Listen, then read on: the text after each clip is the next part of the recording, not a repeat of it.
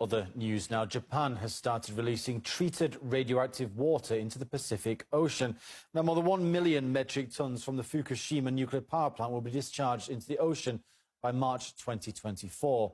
Now, over the next 2 weeks, around 7,000 tons of this wastewater will be discarded into the ocean.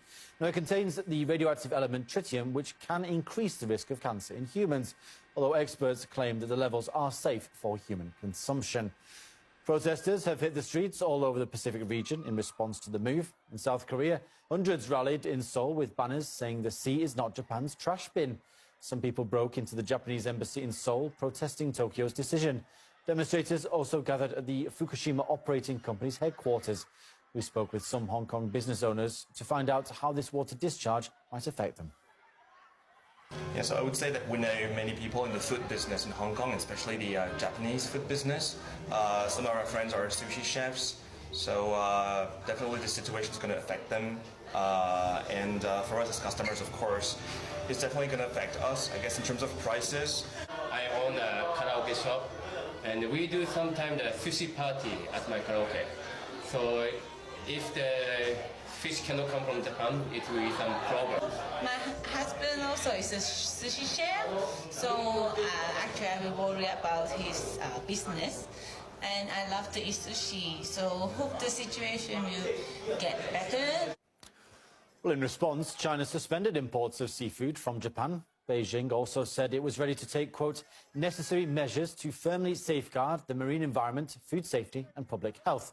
Japan considers the Fukushima water release safe, saying it conducted its own tests, and the International Atomic Energy Agency also approved the plan. The disposal of treated water from the Advanced Land Disposal System is an issue that cannot be postponed. TEPCO's Fukushima Daiichi nuclear power station is urged to promptly prepare for the start of oceanic discharge according to the plan approved by the Nuclear Regulatory Commission, with a release date of August 24th to be expected if the weather and sea conditions do not interfere.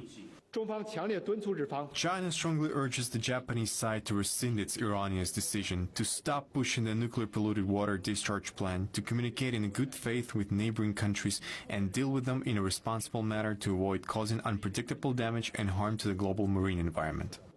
If Japan persists in pushing forward the sea discharge plan, the Chinese government will take necessary measures to firmly safeguard the marine environment, food safety and public health. We do not want August 24, 2023 to be a disaster day for the marine environment. If Japan insists on having its own way, it must bear historical responsibility for it.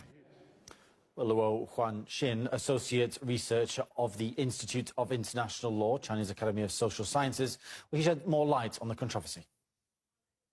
As long as the official act of a state violates an international obligation, it constitutes an international wrongful act and needs to bear international responsibility.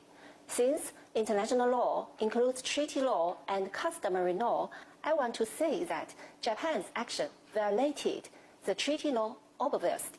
The earthquake and tsunami are force majeure, but many people may have overlooked that at the time of the accident, when the earthquake and tsunami hit the plant, Tokyo Electric Power Company did not introduce the seawater cooling the nuclear reactor at the very moment, attempting to preserve the expensive nuclear equipment, considering the supremacy of property rather than life, and missed the precious first time to prevent the reactor from melting.